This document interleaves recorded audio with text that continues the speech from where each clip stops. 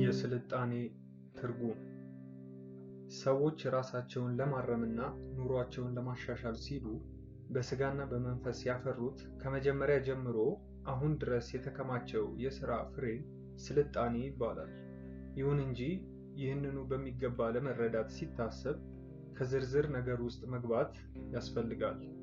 ስልጣኔ ብዙ መልክ ያላት በመሆኗ እነዚህ ቃሎች የጠባዩን ስልቶች የሚገልጡልን ናቸው። እኛም በእነዚህ ቃሎች ተከበን እንኖራለን። የዋህ የሆነ አንባቢ ስልጣኔ ለምትባለው ለአንዲት ቃል አንድ መጽሐፍ ሊጻፍላት ያስፈልጋል ወይ ብሎ ሳያስብ አይቀርም።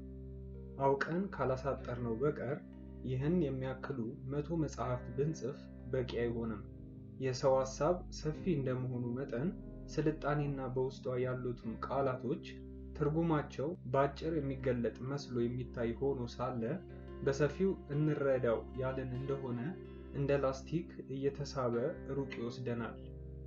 የዘመናችን ስልጣኔ ባህሪዋ እንደምን ያለ ነው? ጥሩ ነች ወይስ መጥፎ? ጠቃሚ ናት ወይስ የምትጎዳ? ከሌሎች ስልጣኔዎች ትሻላለች ወይስ ትከፋለች? የሚሉ ጥያቄዎች ቀርበዋል። ለእነዚህ ጥያቄዎች መልስ ለመስጠት በጉዳዩ ላይ ጥናት ስናደርግ በአንድ ትልቅ ዋሻ ገብተን በውስጡ ያለውን ነገር ለማወቅ ፈልገን ለመፈተሽ እንደተነሳን ያህል ሆኖ ይቆጠራል።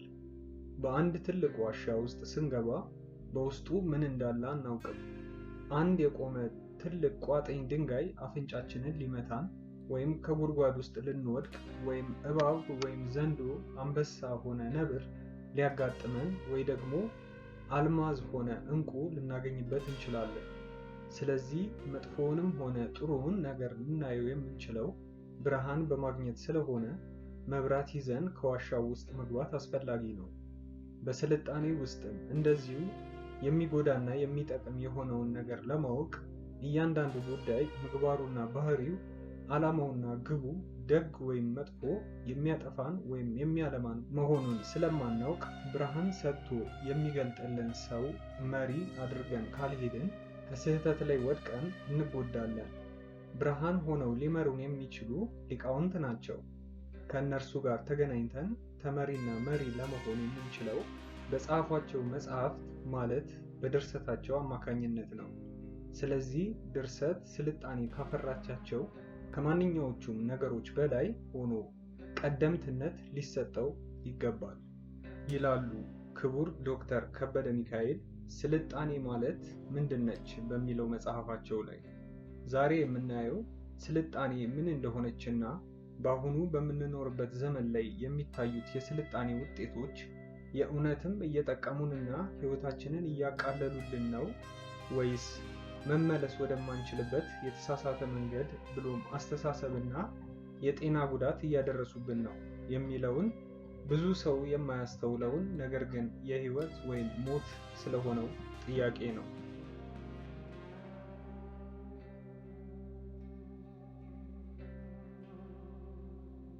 የከተማ ህዝብ ወይም ዲሞክራሲ። ሶሺዮሎጂ ወይም የህዝብ ማህበራዊ ኑሮ ትምህርትን የሚከታተሉ ሊቃውንት የስልጣኔ መሰረት ማህበራዊ ኑሮ መሆኑን ያስረዱናል። አንድ ሰው ብቻውን ሆኖ ማለት ከሰው ተለይቶ የሚኖር ቢሆን ብቻውን ምንም ለመስራትና የስልጣኔ የሚሆን ተግባር ለመፈጸም አይችልም። የስልጣኔ ስራዎች ሁሉ የሚወለዱት፣ የሚያድጉት፣ የሚስፋፉትና የሚለሙት በህዝብ መካከል ሲከናወኑ ብቻ ነው። ከዚህም የተነሳ ሁል ጊዜ ስልጣኔ የምትፈጸመው በከተማ ውስጥ ሆኖ ይገኛል። የግሪኮችና የሮማውያን የተቀሩትም ህዝቦች ስልጣኔያቸው የተወለደው በከተማቸው ውስጥ ነው። ከዚህም የተነሳ አዲስ ከተቋቋሙት ከተማዎች ይልቅ ጥንታዊነት ያላቸው ከተሞች ስልጣኔያቸው ይበልጥ የተራቀቀ ሆኖ ይገኛል። ይሁን እንጂ በሌላ በኩል ደግሞ ልዩ ልዩ ጉዳት ያለው መሆኑ አይካድም። በከተማ ውስጥ ህዝብ ሲከማች አንደኛ ለመኖር እንዲችል ስራ መስጠት ያስፈልጋል። ሁለተኛ አኗኗሩ ስርዓት እንዲያገኝ መኖሪያ ቤት መስጠት፣ የመመላለሻ ዘዴ መፍጠር፣ ማስተማር፣ ጤናውን መጠበቅ፣ ለዚሁም ሁሉ ደንብና ህግ ማውጣት የሚያሻ ይሆናል። በዚህ አኳኋን ዲሞክራሲ ይወለዳል። አመጽ፣ ወንጀል፣ ብጥብጥ፣ ልዩ ልዩ ብልግና እነዚህን የመሳሰሉትን በሰዎች መካከል የሚገኙትን መጥፎ ጠባዮች የሚስፋፉትና እየገነኑ የሚሄዱት በከተማ ውስጥ ነው። የዲሞክራሲ ጉዳይም እንደዚሁ በስልጣኔ በኩል ትልቅ ችግር እንደፈጠረ ብዙ ሊቃውንት ተናግረዋል። ዲሞክራሲ ማለት ሕዝብ የመንግስቱን ስልጣን ተካፋይ ሆኖ የሚገኝበት አስተዳደር ነው። ትልቅ ጉዳይ በሚፈጸምበት ጊዜ ሕዝብ ኃላፊነቱን ተካፋይ ሆኖ እንዲገኝ ወኪሎችን መርጦ ይሰጣል። አልደስ ሀክስሌ ስለ ኢንዱስትሪ የተናገረውን እንስማ። ኢንዱስትሪ እየተስፋፋ በሚሄድበት መጠን በታላላቅ ከተሞች ውስጥ ብዙ ሕዝብ እንዲከማች ያደርጋል። ነገር ግን ይህ ህይወት ለአእምሮ ጤና የተስማማ አይደለም። ሺዞፍሬኒ የተባለው ሐሳብን የሚያናውጥ በሽታ የሚጠናው የኢንዱስትሪ ሰራተኞች በሚከማቹባቸው መንደሮች መሆኑ ተገልጦልናል።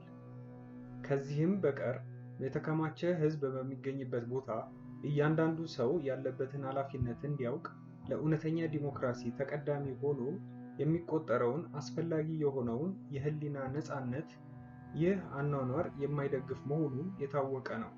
የከተማ ኑሮ የሰውነትን ስሜት የሚቀንስ ያልተረጋገጠ ነው። ሰዎች በመካከላቸው ያለውን ግንኙነት በሰብአዊ ስሜት በመተርጎም ፋንታ በኢኮኖሚያዊ መደብ አግብተው ይመለከቱታል። ከስራ ውጪ ሲሆኑ ደግሞ ኃላፊነት የተወገደላቸው እየሆኑ የሚፈልጉት ጊዜያቸውን የሚያሳልፉበትን ነገር ነው። በእንደዚህ ያለ ህይወት የሚኖር ሰው ራሱን ብቸኛና ዋጋ የሌለው አድርጎ ይቆጥረዋል። ኑሮውንም ዓላማና ዋጋ የሌለው አድርጎ ይመለከተዋል። የዲሞክራሲ ጭብጥና አተገባበር ከጥንት ግሪክ ጀምሮ የሚያከራክር ነጥብ ቢሆንም ከብዙ በጥቂቱ አንዳንድ ነጥቦችን አንስተን እንመልከት። ለምሳሌ ካፒታሊዝም። በካፒታሊዝም ስርዓት ውስጥ ሁሉም ሰው ወንጀል አይሆን እንጂ ያሻውን አርሶና ነግዶ ሀብት የማከማቸት መብትና እድል አለው ተብሎ ቢነገርም እውነታው ግን ከዛ የራቀ ነው። ባደጉት ሀገራት ሁሉ ሳይቀር ሀብት ለማካበት እጅን ኃጢአት ውስጥ ብሎም ወንጀል ውስጥ መክተት፣ እንደ ጓደኛ መክዳት፣ ጉቦ መስጠት፣ ለሌላው አለማሰብ የመሳሰሉት እንዳሉ ሆነው ከሀብታም ወይም ባለስልጣን ቤተሰብ እና ዘመድ መወለድ የምርቶቻቸው ተጠቃሚ ህዝብን መዋሸትና መጉዳት የተለመዱ ናቸው። የአሜሪካው ፕሬዝዳንት ዶናልድ ትራምፕ ለልጆቻቸው ብለውም ለሴት ልጃቸው ባል ሁሉ ሳይቀር ስልጣን መስጠታቸው፣ በ1980ዎቹ እና 90ዎቹ አሜሪካ ወይም ሲአይኤ በኒካራጓ የምትደግፋቸውን የኮንትራ ተዋጊዎችን ለመደገፍ ብር ለጥቁር አሜሪካውያን ኮኬን እና ክራክ በመሸጥ መሰብሰቧ፣ ያንንም ያጋለጠውን ጋዜጠኛ ጋሪ ዌብ ከስራ በማባረር በኋላም ላይ ራሱን አጠፋ የሚል ምክንያት ከገደለች በኋላ ማቅረቧ። This is Gary Webb, a journalist who proved the CIA had knowingly allowed drug traffickers to funnel crack into black communities in LA throughout the 80s. 3 of the biggest newspapers in America coordinated to discredit him. His own editors abandoned him, and he lost everything. Then he was found dead in 2004 with 2 gunshot wounds to the head, ruled self-inflicted. ሀብታም ቢሊዮነር ባለጠጎቿም ዋይት ሃውስ አካባቢ ላሉ ፖለቲከኞችና ሎቢስቶች ገንዘብ በመስጠት ህጎችን ማስቀየር መቻላቸው፣ እንዲሁም ለሰው ጤና ጎጂ የሆኑ እንደ ማይክሮዌቭ፣ የእጅ ስልክ፣ ኤሌክትሪክ መኪና፣ 5G ኢንተርኔት የመሳሰሉትን ማድረጋቸው ጥቂት ምሳሌዎች ናቸው። This brown slime is what you eat every day. You think it's just Nutella, right? But it's actually a chemical cocktail disguised as an innocent spread. Inside you'll find refined sugar, oxidized palm oil, and flavorings designed to trick your brain and keep you craving more. The actual benefits of hazelnuts mostly destroyed by the industrial processing. This dirty brown sludge is what you eat every day. This food is linked to clogged arteries, packed with high fructose corn syrup, hydrogenated fats, and stabilizers that rip through your gut and fuel inflammation. And some people actually feed this snack to their kids. I'm talking about Snickers, the so-called snack. The foundation has partnered with DFID on a great number of things, and among those are work we do together on livestock, helping animals survive either by having vaccines or better genetics, helping them be more productive. It's making a big difference. I was down in Ethiopia seeing how chickens are out there laying more eggs, getting more nutrition, and even some small savings into the household. So Edinburgh happens to be where a lot of the world's best work on this is done, and that's why DFID and the Gates Foundation are funding scientists. But solar panels is just selling you technology that's from 1901, rebranded in 2025. So solar panels are very dangerous. I would highly advise, if you have any solar panels, to take them off of your place, not have them on your land, not anything, and have them all disconnected. And the reason I say that is because if you look up the book Dirty Electricity by Dr. Milham, he talks about how solar panels will turn your house into an inverter. So what happens is this DC energy has to be converted to AC, and then it goes from AC to DC, and then it sends back to the power plant, and then it comes back to your house, and your house becomes the power plant. And all of these people coming down with leukemia or blood from dirty electricity are linked to power lines, number one, being one, too strong a power line, and then also solar panels. So the whole sustainable, when they tell you it's sustainable and you put solar panels on top of your house and it's going to save you and whatever else, doesn't really do that. Kids graduate from university. Incidentally, the word graduate comes from two words, gradually indoctrinate.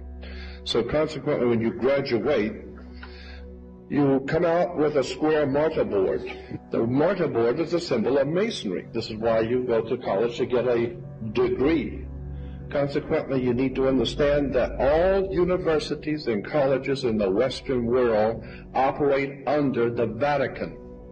All universities and colleges. So if you want to save your money to send your kids to college, just remember you're sending them to a Jesuit, Catholic-dominated ancient Roman Empire system whereby your children are to gradually be indoctrinated into a system of religion, politics, and theology. The WHO is about as interested in public health as the arms industry is in world peace. Not at all. It's a huge lobby organization. They're funded by the pharmaceutical companies. And this is an unelected body that billionaires buy their way into, and they then get to decide what is good and what isn't good for you. So why would the governments voluntarily relinquish their governing powers to the WHO? Very simple answer. Because what they figured out during COVID, they could not impose what they really wanted to impose on us without running the risk of not being reelected. So in order to protect the politicians from running the risk of not getting reelected, they need to relinquish the decision-making into an unelected body. And then the politicians, they can then say, we would not have locked you up in your home. We would not have closed the schools. Wow. It was the WHO. We can't do anything about. That's how this works. Oh, the fucking medical industry is based on a complete lie. John D. Rockefeller bought all the major universities, all the major media companies early with all of his money and basically created his own curriculum for medicine. And the only way that you could get grants is by using their curriculum for medicine. And their curriculum for medicine was based on what? Pharmacology. And what was pharmacology rooted in? The extraction of substances from oil. But then they started to realize, holy shit, these medicines that we're extracting from oil are actually creating cancer. And they used all of their power, they used all of their media influence to debunk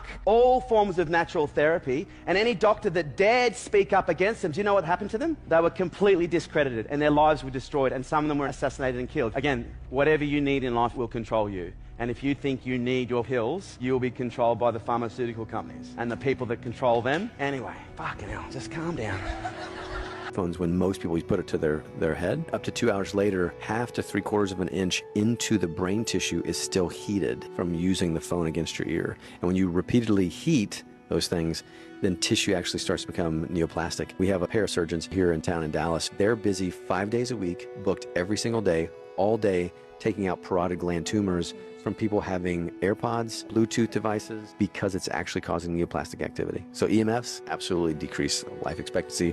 ሌላው የካፒታሊዝም ስርዓት መጥፎ ጎን ያለ ደሃ ህዝብ መስራት አለመቻሉ ነው።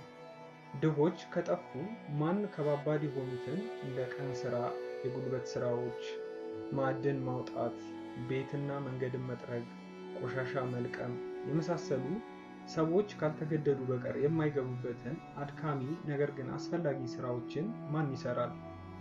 በዛ ላይ ደግሞ ኑሯቸው ፈቀቅ እንዳይል ነፃ ገበያ በሚል ነጋዴዎችና ባለሀብቶች በምርቶች ላይ አላግባብና ከፍ ያለ ዋጋ ይጨምራሉ። ለዚህም ለማካካስ ተብሎ የደሞዝ ጭማሪ ቢደረግም የኑሮ ግሽበትና የገቢ መጠን የማይመጣጠኑ ሆነው ይገኛሉ። በዚህም ምክንያት አንድ ድሃ እድሜ ልኩን በጉልበቱ ሰርቶ ለጡረታና እረፍት ሳይበቃ በበሽታና በድካም ሲሞት አንድም ቀን ስራ ሰርቶ የማያውቅ ነገር ግን ከቤተሰቦቹ ሀብትና ጥሪት ያገኘ ሰው ግን ስጋው ደልቶት ይኖራል። ምድር ካንተ የተነሳ የተረገመች ትሁን፣ በሕይወት ዘመንህም ሁሉ በድካም ከእርሷ ትበላለህ፣ እሾህና አሜኬላም ታበቅልብሃለች፣ የምድርንም ቡቃያ ትበላለህ። ወደ መጣህበት መሬት እስክትመለስ ድረስ በፊትህም ወዝ እንጀራን ትበላለህ፣ አፈር ነህና ወደ አፈር ትመለሳለህና። ኦሪት ዘፍጥረት ምዕራፍ 3 ከቁጥር 17 እስከ 19። ኢየሱስም ለደቀ መዛሙርቱ እውነት እላችኋለሁ ለባለጠጋ ወደ መንግሥተ ሰማያት መግባት ጭንቅ ነው። ዳግመኛ እላችኋለሁ ባለጠጋ ወደ እግዚአብሔር መንግሥት ከሚገባ ግመል በመርፌ ቀዳዳ ቢገባ ይቀላል አለ። የማቴዎስ ወንጌል ምዕራፍ 19 ቁጥር 23 እና 24። የስልጣኔ ደዌ። ኤመርሰን የተባለው የአሜሪካ ፈላስፋ የሰጠውን ሐሳብ የተከተልን እንደሆነ ሰው በሁሉም በኩል የስልጣኔ እርምጃ ሊፈጽም አይችልም። በአንድ በኩል ስራው የለማ ሲሆን በሌላ በኩል ይበላሻል።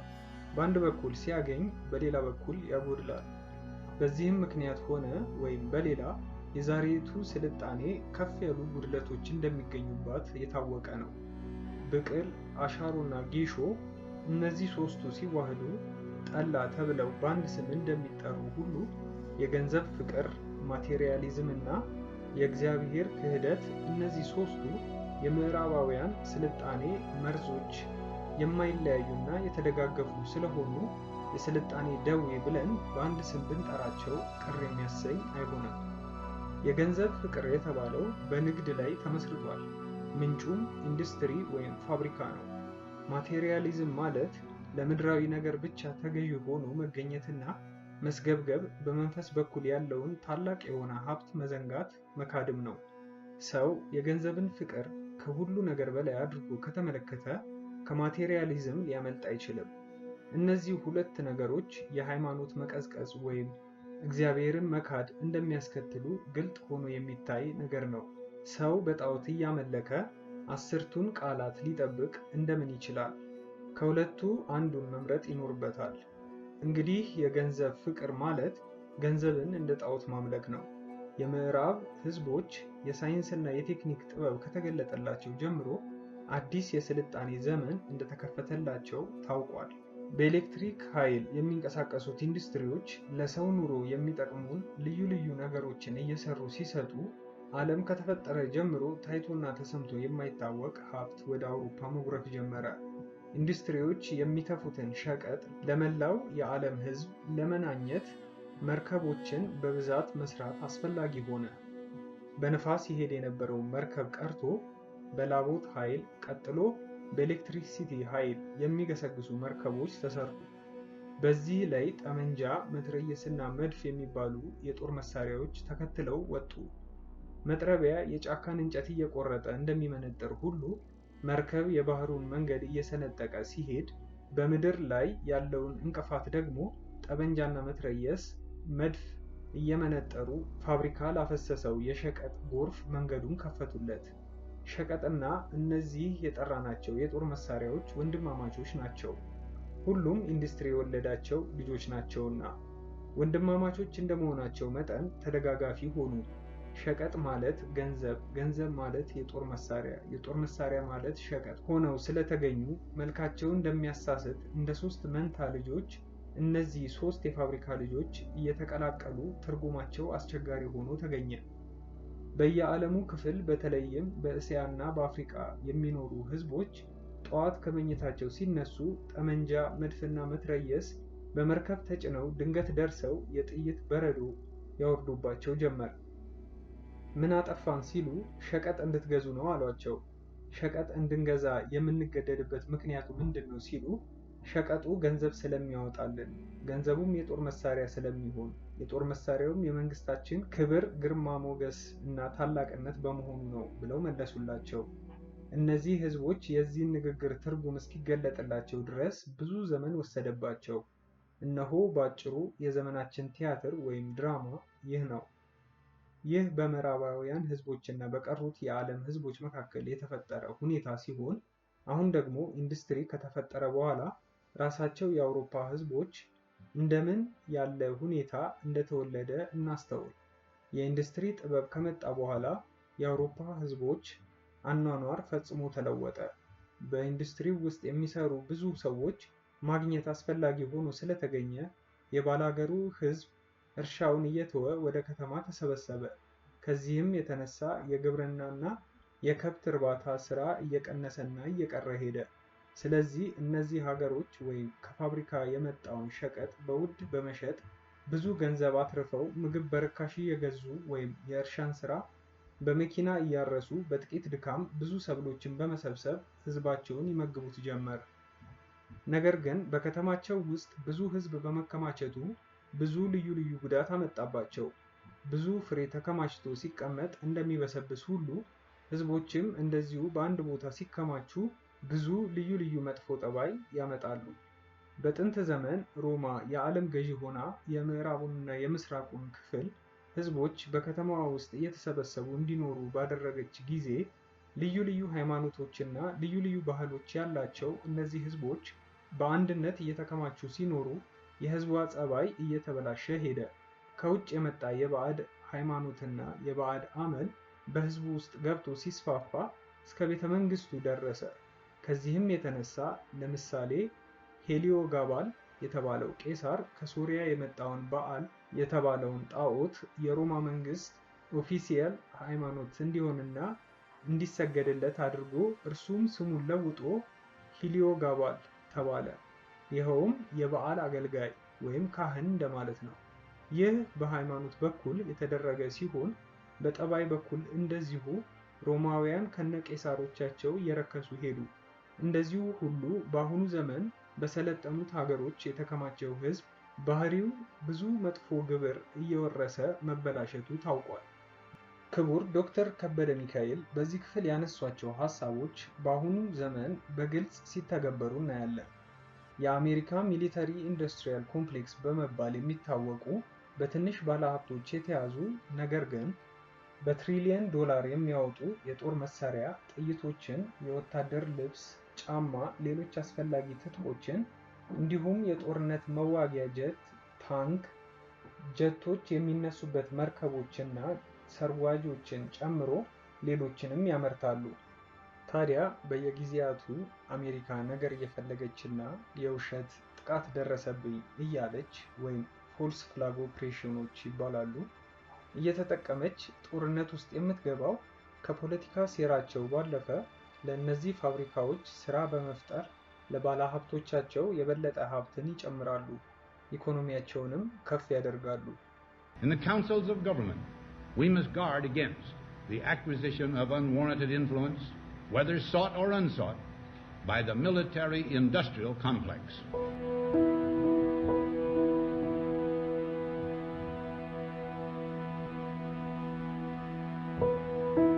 Every gun that is made, every warship launched, every rocket fired signifies, in the final sense, a theft from those who hunger and are not fed, those who are cold and are not clothed. This world in arms is not spending money alone. It is spending the sweat of its laborers, the genius of its scientists, the hopes of its children. The cost of one modern heavy bomber is this: a modern brick school in more than 30 cities. It is 2 electric power plants, each serving a town of 60,000 population. It is 2 fine, fully equipped hospitals. It is some 50 miles of concrete. We pay for a single fighter plane with 500,000 bushels of wheat. We pay for a single destroyer with new homes that could have housed more than 8,000 people. በሌላ በኩል ደግሞ ዶክተሩ ያነሱት የሃይማኖትና የባህል መበላሸት ተአምር ካልመጣ በቀር ወደ የማይመለስበት አዘቅት ውስጥ የገባ ያስመሰለው የሶሻል ሚዲያ ወይም ማህበራዊ ሚዲያ ጉዳይ ነው። እስከዛሬ ብዙ ነገር የተባለ ቢሆንም ከአስተሳሰባችን ጨምሮ እስከ አለባበሳችንና የህይወት ዘይቤያችን ወይም ላይፍ ስታይላችን ጭምር ከምዕራባውያን የተቀዳ ሆኗል። ሌላው አስፈሪና በብዛት እየተጠናከረ የመጣው መንግስታቶች ህዝቦቻቸውን የመሰለልና ለመቆጣጠር የመፈለግ ጸባይ ነው። የት ወጣችሁ፣ የት ገባችሁ፣ የት ዋላችሁ፣ ምን ሰራችሁ የሚሉትን ነገር ሁሉ ማወቅ እስኪችሉ ድረስ የሰርቬላንስ ካሜራዎች ወይም የደህንነት ካሜራዎችና የኢንተርኔት ኦንላይን ፉትፕሪንቶች ተበራክተዋል። እነዚህም የህዝቡን ደህንነት ለመጠበቅ በሚል ስም ለህዝብ ታስቦ የቀረበ ቢመስልም መንግስታቶች ይህንን ቴክኖሎጂ ለጥፋት እንደሚጠቀሙበትና ከወንጀለኞች ወይም አማጽያን ባሻገር በንጹሃን ዜጎች ላይ እንደሚተገብሩት ኤድዋርድ ስኖደን ያጋለጠው መረጃና እንዴት የሶሻል ሚዲያ ካምፓኒዎች የደንበኞቻቸውን ዳታ እንደሚሰበስቡና እንደሚሸጡ ያመኑበት አጋጣሚ ብቻ በቂ ነው። But the real answer is these programs were never about terrorism. Mass surveillance has value, just not for saving lives. It is valuable for traditional espionage, diplomatic manipulation, economic espionage, and social influence, right? Controlling the narrative, shaping the way the world thinks about issues and understanding what everybody's thinking, who is connected to who. These programs are about power. What this is really about this is about liberty versus surveillance, not versus security or anything else like that. Today, that dynamic is reversed. For the first time in human history, it's both technologically and financially feasible for governments to track and store nearly complete records of our private lives. Now, this is not science fiction. This is happening now. Someone who had committed no crime, someone who was an ordinary person, would have their life captured, crystallized, compressed, and stored perfectly, timelessly for 5 years or more, just in case they wanted to look. Imagine a world where everything you do, from meeting your friends to using a public toilet, is recorded. Based on your actions ranging from what you buy to where you go, you are given a score similar to the way you rate an Uber drive. If the government believes what you do is socially beneficial, the score will increase, and if not, the score will decrease. If you critique the government, buy alcohol or play games, your score decreases, and when your score is low, you won't be allowed to travel, your children would be barred from applying to high school, you would be fired from your job, and the best part, you would be publicly shamed. This dystopian future is a reality of today's China. Mr. Zuckerberg, would you be comfortable sharing with us the name of the hotel you stayed in last night?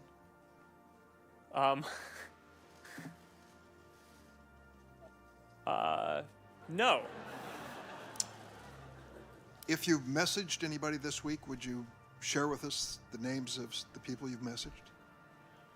Senator, no, I would probably not choose to do that publicly here. I think that may be what this is all about. Your right to privacy, the limits of your right to privacy, and how much you give away in modern America in the name of, quote, connecting people around the world.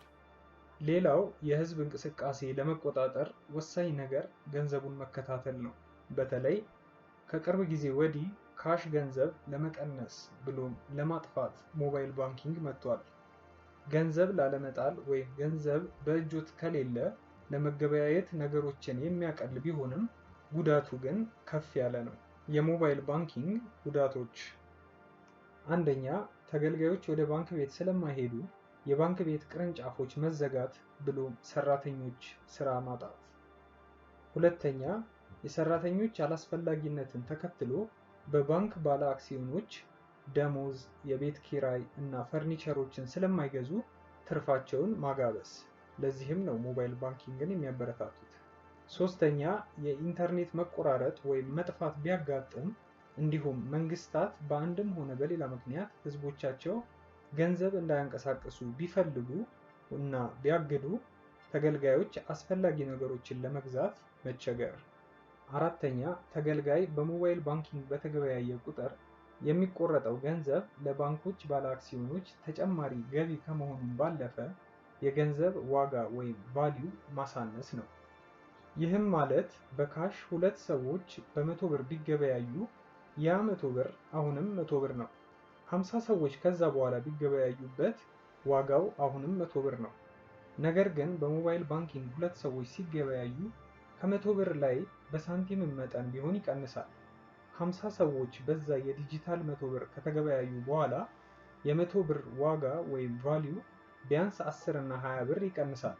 If you have a $50 bill and I give it to the barber for my haircut, and then he goes and buys groceries with it from the grocer, and the grocer goes and gets his car washed, the $50 goes from place to place, and after 20 or 30 transactions, the $50 bill belongs to somebody and it's worth $50. Whereas if I pay by card, 1.5% goes to the bank. And then if he takes the money I've given him and pays for the groceries, 1.5% goes to the bank. And after the groceries have been paid for, when he goes to get his car washed, 1.5% goes to the bank. So after 20 or 30 transactions, the $50 is gone, the bank has it all. I think that's why they're so desperate to get rid of cash. Interesting. CBDCs are the next level because once the money's completely digital, then they control everything you do with it. They control where it goes, but they can also control how and when it can be spent. Imagine some terrible future dystopian society where your money arrives and they say it can only be spent on food, or it can only be spent on vegetables because you've had too much meat this week, or you can't buy transport to a particular area because there's resistance to government oppression in that area. So your money won't work for trains right now because nobody can go down there because we don't want everyone in a large group. We want everyone at home in their pods. And they can track everywhere it goes, and they can also track how it's spent, and they control how it's spent. They put a time limit on it. You have an hour to spend this money. It's scary. Like, think of all the ways they can inflict control over it. የስልጣኔ ማደግና መስፋፋት ሌላው መጥፎ ጎን ዶክተሩ እንዳነሱት የከተማ ማደግ ነው። አሁን በምንኖርበት ዘመን ደግሞ በብዛት የሚተገበረውና አንገብጋቢ ጥያቄ የሆነው የድሆች ቦታ መነጠቅና ከከተማ ውጪ ወይም ያነሰ ዋጋ በሚሰጠው ቦታ ማስፈር ወይም በእንግሊዘኛው ጀንትሪፊኬሽን የሚባለው ተግባር ነው። ዶናልድ ትራምፕን ጨምሮ ብዙዎች ባለጠጎች ከሚሳተፉበት የኢንቨስትመንት አማራጮች ውስጥ አንዱ የሆነው ይህ የጀንትሪፊኬሽን ስራ እንደዚህ ይካሄዳል። መጀመሪያ ድሆች ያሉበትና ወንጀል የሚሰራባቸው ነገር ግን በከተማ መካከል ወዳሉ ሰፈሮች በመሄድ ቦታቸውን በርካሽ መግዛት፣ ቦታቸውን መሸጥ ባይፈልጉም የማልማት አቅም ስለሌላቸው በሚል ከባሰም በግድና በማስፈራራት እንዲለቁ ወይም እንዲሸጡ ይገደዳሉ። በመቀጠልም ያንን ቦታ አልምቶና ህንፃዎችን ገንብቶ የአካባቢውን የቦታ ዋጋ ካስወደዱ በኋላ ህንፃዎቻቸውን ማከራየትና መሸጥ። ነዋሪዎችን መጥቀም ቢፈልጉ ኖሮ ግን ከሰሩት ህንፃ ላይ በአንዱ በተወለዱበት ቦታ እንዲኖሩ ማድረግ ባላቃታቸው ነበር። ለዚህም ጥሩ ምሳሌ እንዲሆነ ከመጽሐፍ ቅዱስ አንድ ታሪክ እናንብብ። ለእዝራኤላዊውም ለናቡቴ በሰማርያ ንጉሥ በአካብ ቤት አጠገብ የወይን ቦታ ነበረው። አካብም ናቡቴን በቤቴ አቅራቢያ ነውና የአትክልት ቦታ አደርገው ዘንድ የወይን ቦታህን ስጠኝ፣ ስለ እርሱም ከእርሱ የተሻለ የወይን ቦታ እሰጥሃለሁ፣ ወይም ብትወድ ግምቱን ገንዘብ እሰጥሃለሁ ብሎ ተናገረው። ናቡቴም አካብን የአባቶቼን ርስት እሰጥህ ዘንድ እግዚአብሔር ያርቅልኝ አለው። እዝራኤላዊውም ናቡቴ የአባቶቼን ርስት አልሰጥህም ብሎ ስለተናገረው አካብ ተቆጥቶና ተናዶ ወደ ቤቱ ገባ። በአልጋውም ላይ ተጋድሞ ፊቱን ተሸፋፈነ፣ እንጀራም አልበላም። ሚስቱም ኤልዛቤል ወደ እርሱ መጥታ ልብህ የሚያዝን እንጀራስ የማትበላ ስለምንድን ነው አለችው። ኢዝራኤላዊው ናቡቴን የወይን ቦታ በገንዘብ ስጠኝ፣ ወይም ብትወድ በፋንታው ሌላ የወይን ቦታ ሰጥሃለሁ ብዬ ተናገርኩት፣ እርሱ ግን የወይን ቦታዬን አልሰጥህም ብሎ ስለመለሰልኝ ነው አላት። ሚስቱም ኤልዛቤል አንተ አሁን የእስራኤል መንግስት ትገዛለህን? ተነሳ፣ እንጀራም ብላ፣ ልብህም ደስ ይበላት፣ የእዝራኤላዊውን የናቡቴን የወይን ቦታ እሰጥሃለሁ አለችው። በአክዓብም ስም ደብዳቤ ጻፈች፣ በማኅተብም አተመችው። በከተማውም ወደ ነበሩት ከናቡቴ ጋር ወደ ተቀመጡት ሽማግሌዎችና ከበርቴዎች ደብዳቤውን ላከች። በደብዳቤውም ስለ ጾም አዋጅ ንገሩ፣ ናቡቴንም በሕዝቡ ፊት አስቀምጡት፣ ሁለትም ምናምንቴ ሰዎች በፊቱ አስቀምጡና እግዚአብሔርንና ንጉሡን ሰድቧል ብለው ይመስክሩበት፣ አውጥታችሁም እስኪሞት ድረስ ወገሩት ብላ ጻፈች። በከተማውም የተቀመጡት የከተማው ሰዎችና ሽማግሌዎች ከበርቴዎችም ኤልዛቤል እንዳዘዘቻቸውና ወደ እነርሱ በተላከው ደብዳቤ እንደተጻፈ እንደዚሁ አደረጉ። የጾም አዋጅ ነገሩ፣ ናቡቴንም በሕዝቡ ፊት አስቀመጡት። ሁለቱም ምናምንቴ ሰዎች ገብተው በፊቱ ተቀመጡ። ምናምንቴዎቹም ሰዎች በሕዝቡ ፊት ናቡቴ እግዚአብሔርንና ንጉሡን ሰድቧል ብለው በናቡቴ ላይ መሰከሩ። የዚያም ጊዜ ከከተማ አውጥተው እስኪሞት ድረስ ወገሩት። ወደ ኤልዛቤልም ናቡቴ ተወግሮ ሞተ ብለው ላኩ።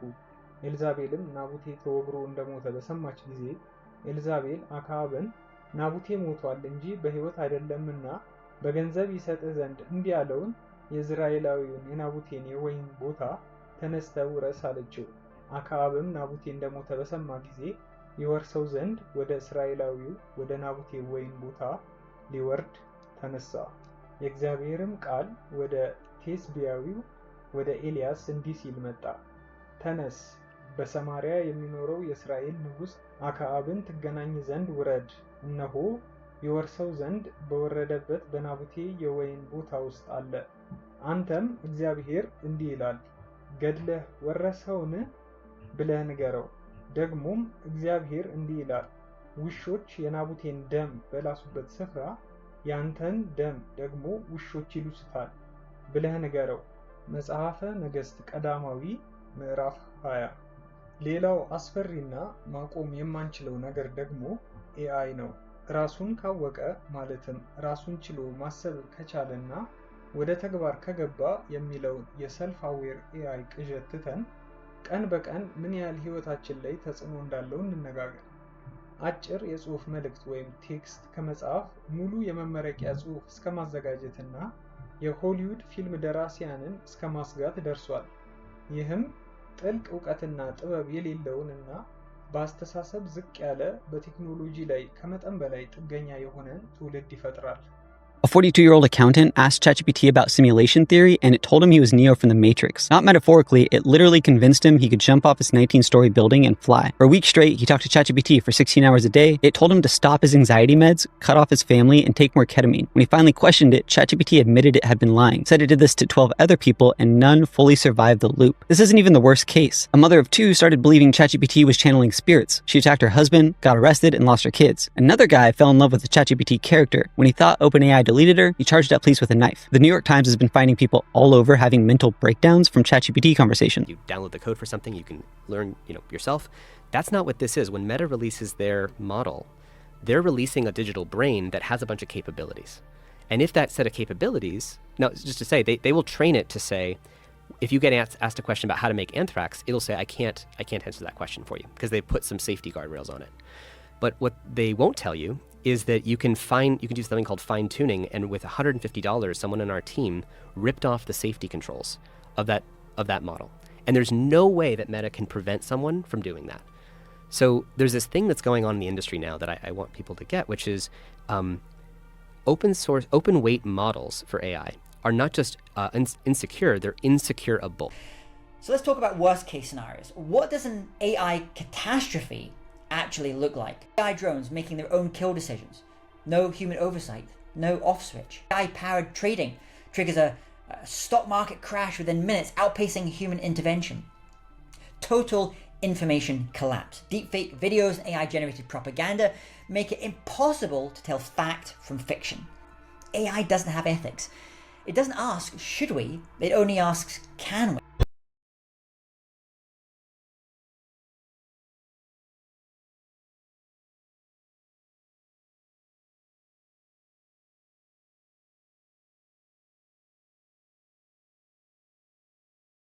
Which is supposed to make our life beautiful and easy, has become the source of all the problem that we are destroying the very basis of our life, which is the planet.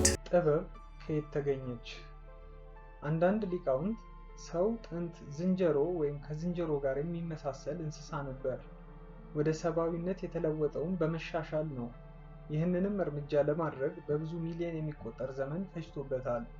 እንደዚሁም ቋንቋን ለመፍጠር የቻለው በኋላ ነው። ቀድሞ ግን ሐሳቡን ለመግለጽ ሲፈልግ እንደ እንስሳ ትርጉም የሌለው ድምጽ በማሰማት ብቻ ይወሰን ነበር ይላሉ።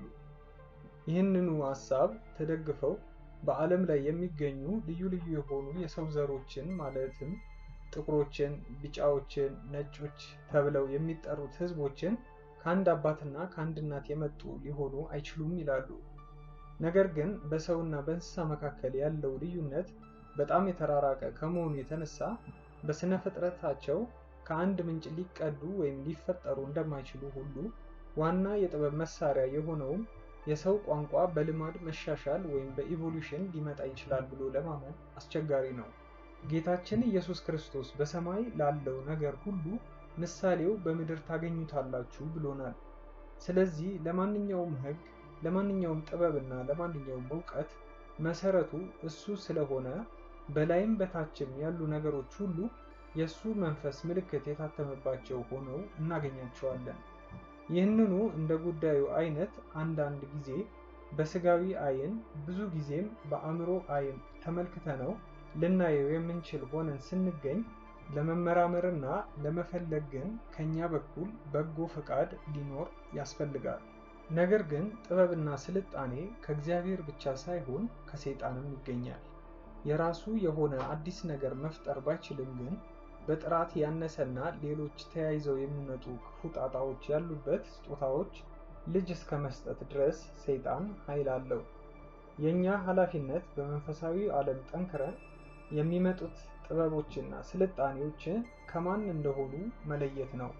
የወደቁ መላእክቶችም ኑ ለኛ ከቃየል ልጆች ሴቶችን እንምረጥ፣ ለኛ ልጆች እንውለድ አሉ። እነሳቸውም ሚስት አገቡ። ሁሉም ለየራሱ አንዳንዲቱን መረጠ። ወደ እነሱም ይገቡ ዘንድ ጀመሩ። ከእነርሱም ጋር አንድ ሆኑ፣ ደረሱባቸው። ሟርትን፣ ምታትን ማሳየት አስተማሯቸው። ስር መማስን፣ ቅጠል መበጠስንም አመለከቷቸው። እነሱም ጸንሰው ረጃጅም አርበኞች ልጆችን ወለዱ። ቁመታቸውም 3,000 ክንድ ነው። አባትነቶቻቸውንም እነርሱን መመገብ እስኪሳናቸው ድረስ ደርሰው እነዚህ ሰው የደከመበትን ገንዘብ ሁሉ በሉ። ረጃጅሞቹም ልጆች አባት እናቶቻቸውን ይበሏቸው ዘንድ ወደ መብላት ተመለሱ። አውሬዎችና ወፎችን፣ አሳዎችና ተዋሲያንንም እያመለኩ ይበድሉ ጀመር። እርስ በርሳቸውም ስጋቸውን ተባሉ፣ ከእርሷም ደም ጠጡ። ያን ጊዜም ምድር በደለኞችን ከሰሰቻቸው። አዛዚኤልም ለሰዎች ሾተልና ሰይፍ መስራትንና ጋሻ መሰጎድንም ጥሩር መስራትንም አስተማራቸው። ከእነርሱ በታች የሚሆኑ ስራቸውም ሌላ ጌጽና አምባሮችን፣ ቅንድብ መሸለልና ዓይን መኳልን፣ ከተመረጠ ከከበረ ዕንቁ ሁሉ የሚበልጥ ዕንቁ እንሶስላ መሞቅን ሁሉ የዓለም ለውጥ አሳዩአቸው። ፈረሱን በቅሎውን ሰው ማድረግ፣ አሚዛራክ ጋኔልን መሳብን፣ ምታትን ማሳየትን፣ ስር መማስን፣ ቅጠል መበጠስን ሁሉ አስተማረ። አርማሮስም ጋኔል መሳብን አስተማረ። በረቅም ኮከብን መቁጠር አስተማረ። ኮከቤም ምልክትን ማሳየት አስተማረ። ጥሞኤልም ኮከብን መቁጠር አስተማረ። አስራዲኤልም የጨረቃን አካሄድ አስተማረ። በሰዎች ጥፋት ሰዎች ጮሁ፣ ቃላቸውም ወደ ሰማይ ደረሰ። ከፀሐይ በታች አዲስ ነገር የለም እንዲል የእግዚአብሔር ቃል አሁን አዲስ የሆነብን ነገር በሙሉ ከዚህ በፊት የነበረና ወደፊትም የሚኖር ነው። በየዘመኑም ሲመጣ ስሙንና አቅጣጫውን ቢቀይርም እኛም ይህንን ቪዲዮ የምንመለከት ሰዎች በሐሳቡ ብናምንም ባናምንም ወደንም ይሁን ተገደን በዚህ ልክ ባልሆነ ስልጣኔ ውስጥ ተጠቃሚ፣ ተጎጂም ተሳታፊም ሆነን እንኖራለን፣ እናግዘዋለንም። የኤሌክትሪክ መኪና እንደሚገል በግልጽ ቢነገረንም በእግሬ እየሄድኩ ከምኖር በመኪና ጥቂት ዓመታትን መኖር መርጣለሁ የሚል አስተሳሰብ ካለን ምን ዋጋ አለው? የማይሞቱ ቃሎች ደራሲያን ከጻፏቸውና ታላላቅ ሰዎች ከተናገሯቸው ንግግሮች ውስጥ የማይሞቱ የማይረሱ ተብለው የሚጠሩ ቃሎች ይገኛሉ። ምክንያቱም በሊቃውንት ዘንድ ከፍ ያለ ዋጋ የተሰጣቸው በመሆናቸው ነው። ይሁን እንጂ የማይሞቱና የማይረሱ ሲባል የአነጋገር ፈሊጥ መሆኑ አለመዘንጋት ያስፈልጋል። በዚህ ዓለም ላይ የማይሞት የማይረሳና የማይዘነጋ ነገር የለም። ሰው በዚህ ዓለም 3 ጊዜ ይሞታል ይባላል። አንደኛ የተወለደ ዕለት፣ ሁለተኛ የተቀበረ ዕለት፣ ሶስተኛ የተረሳ ዕለት። ይህ የተፈጥሮ ሕግ ነው። ሰዎች ክፋት የሚሰሩት፣ እርስ በርሳቸው የሚተላለቁት፣ በቂምና በበቀል የሚታመሱት፣ ለዓለም ነገር የሚስገበገቡት ይቺ በምንኖርባት ዓለም የቱን ያህል ከንቱ መሆኗን ሳይገነዘቡት በመቅረታቸው ነው። ወይም ደግሞ ቢያውቁትም ደካማነት የተፈጥሮ ጠባያቸው በመሆኑ በመንፈሳቸው መሬትን ለቀው ወደ ሰማይ ለመነሳት አይሆንላቸውም። ሾፐንሃወር ስለዚህ ጉዳይ ሲናገር የተፈጥሮ ዕውቀት ሁለት አይነት ጠባዮች አሉት። በብዙዎች ሰዎች ዘንድ የሚረግጡትን መንገድ ብቻ የሚያሳያቸው የፋኖስ ብርሃን ሆኖ ያገለግላቸዋል። ለአንዳንዶች ግን እንደ ፀሐይ ዓለምን በሙሉ ገልጦ ያሳያቸዋል ይለናል። የዓለምን ከንቱነት ሰው በሁለት መንገዶች ማለት አንደኛ በመንፈሳዊነት፣ ሁለተኛ በጥበብ ሊደርስበት ይችላል። ከነዚህም የተነሳ ፈላስፎችና ሊቃውንት ሐሳባቸው ከምድር ነገሮች በላይ በመሆኑ አኗኗራቸው እንደ ባህታውያን ነው። በመንፈሳዊነት በኩል ሰው ይመረጥ ዘንድ የእግዚአብሔር ልዩ ጸጋ እንዲሰጠው ያስፈልጋል። በጥበብ በኩል ግን የሰው ሁሉ ዕውቀት ሊደርስባቸው የሚችሉትን ነገሮች በመረዳት ማንኛውም ሰው ቢሆን አስተያየቱን ከፍ ሊያደርገው ይችላል። ከዚህም የተነሳ ብልሆች የሆኑት ነገስታት እንደ ሰለሞንና እንደ ማርክ ኦሬል የህዝብ መሪዎች፣ ሊቃውንት፣ ፈላስፎችና ደራሲያን ሁል ጊዜ የሚነግሩን ነገር የዓለም ከንቱነትን ነው። በዚህ ረገድ በጣም የሚደንቅ ነገር አለ።